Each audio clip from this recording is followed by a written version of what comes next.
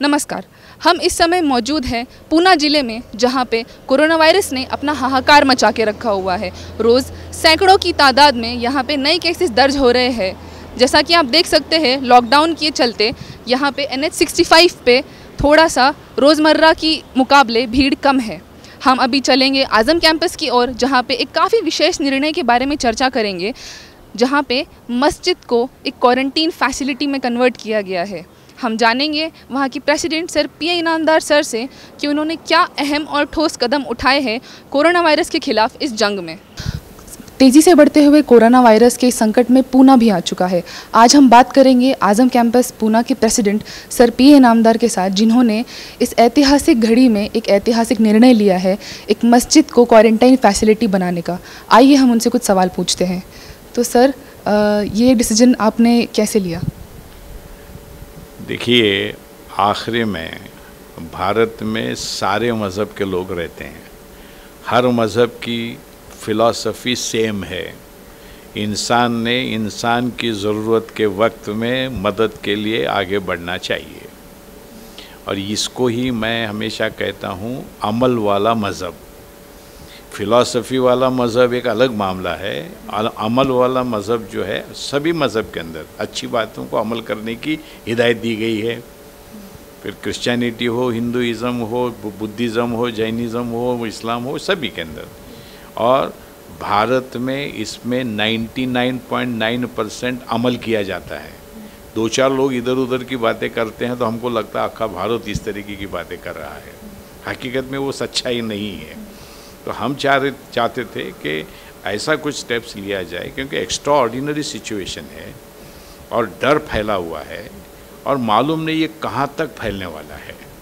तो ऐसे इसके अंदर हमने सोचा कि वो भाई 100 बेड का ऐसे आइसोलेटेड एरिया के अंदर कि जहाँ पे पुलिस अपना रोल अदा करे, डॉक्टर अपना रोल अदा करे, और जो लोग अफेक्टेड लोग हैं जिनके लिए हमने ये फैसिलिटी क्वारंटाइन की बनाई हुई है, वो भी ऐसा फील न करे कि they are in a very very difficult premises.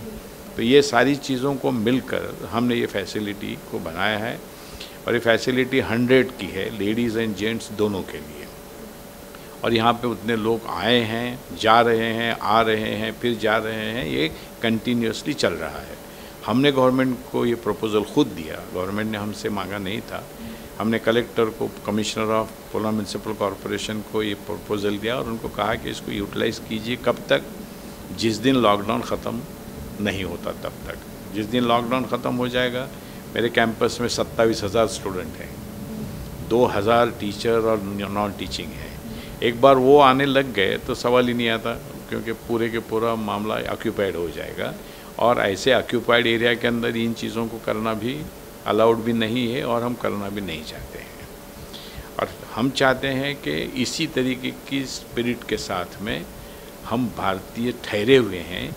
इसके वजह से कंपेयर टू हमारा पॉपुलेशन, जो कुछ भी डेथ हुए हैं, अफेक्टेड लोग हैं, उनकी नंबर निग्लिजिबल है। हमारे प्राइम मिनिस्टर ने इन टाइम स्टेप्स लिए और उसके वजह से आइसोलेशन होने लग गया। उसके कुछ लोगों को तकलीफ़ हुई, ये है, ये तो ऐसा ही है।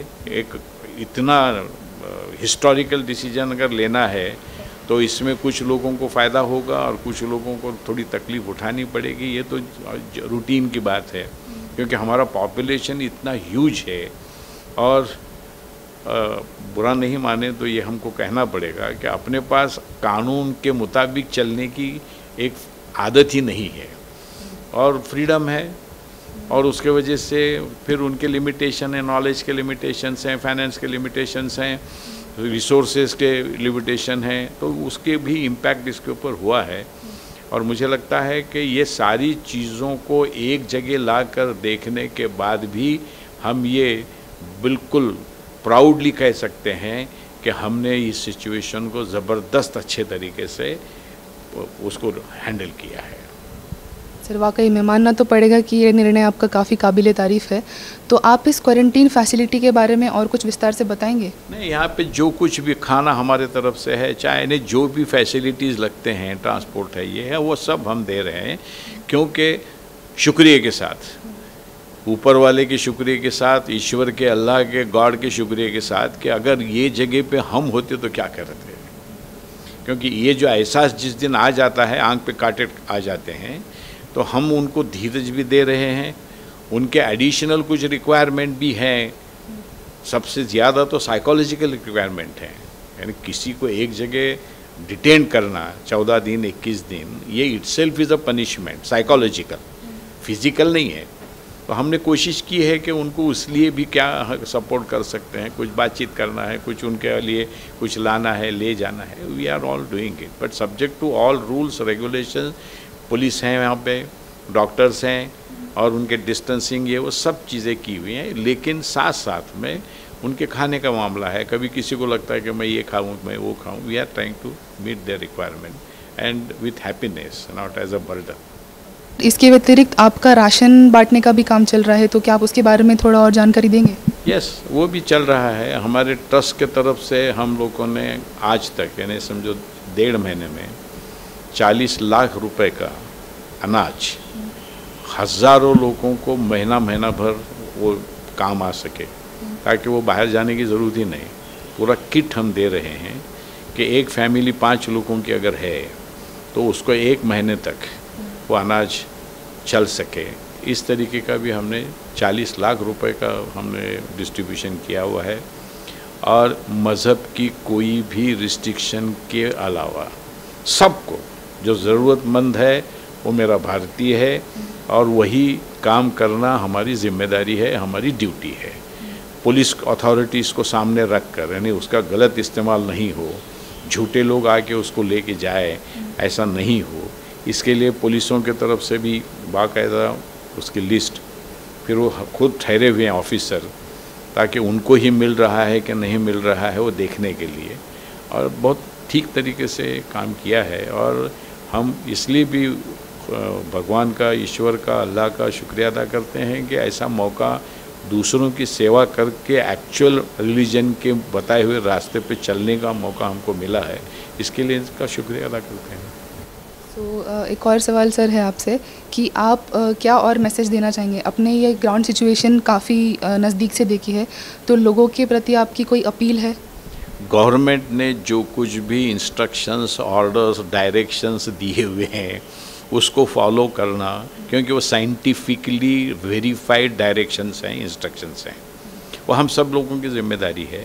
और ये मुश्किल भी है, क्योंकि आदतें ऐसी हैं कि we have enjoyed freedom. Restriction जब भी आती है उसको 100% रूल के मुताबिक फॉलो करना ये बहुत डिफ़िकल्ट होता है, लेकिन वक्त भी उतना ही डिफ़िकल्ट है। उसका इम्पैक्ट जो है, उसका जब इफ़ेक्ट आएगा आपके ऊपर तो वो भी इतना सीरियस है। इन सारी चीज़ों को देख के मैं अपील करता हूँ कि प्राइम मिनिस्टर ने, हमारे चीफ मिनिस्टर ने, जो भी हमारे लीडरों ने जो इंस्ट्रक्शंस दिए हुए हैं, जो गाइडलाइंस दिए हुए हैं, जो एक्सपेक्टेशंस हमसे कर रहे हैं, हमने उसके ऊपर उतरना चाहिए। तो जैसा कि आप देख सकते हैं, आज़म कैंपस की प्रेसिडेंट सर PA इनामदार ने हमें बताया कि आप जो भी गवर्नमेंट इंस्ट्रक्शन दे रही है आप उसे फॉलो करें और उसका एकदम ईमानदारी से पालन करें। उसमें और इसमें बहुत अंतर है। यहाँ पे बहुत अच्छा है, सुविधा है। जब से यहाँ पे आए हम लोग रोज़ा भी रख रहे हैं, नमाज भी रख रहे हैं, नमाज भी पढ़ रहे हैं और तरावी भी पढ़ रहे हैं। यहाँ पे तो सुविधा है, खाने की भी सुविधा आएगी। अच्छा, तो आपकी अभी परेशानी क्या है? हमें परेशानी ये है कि हमको घर भिजवा दिया जाए। हमको सरकार से अपील करते हैं कि हमको घर भिजवा दिया जाए। खाने पीने की इधर तो कोई दिक्कत नहीं, जब से हम आए हैं। उधर इससे पहले थे तो बहुत बुरी स्थिति में थे। आज हम कैंप में अभी तो हमें कोई शिकायत नहीं है इधर। इससे पहले उधर थे, हमें उधर तो शिकायत थी। कभी रोटी कच्ची, कभी कुछ कच्चा, ऐसी बुरा हाल था समझो।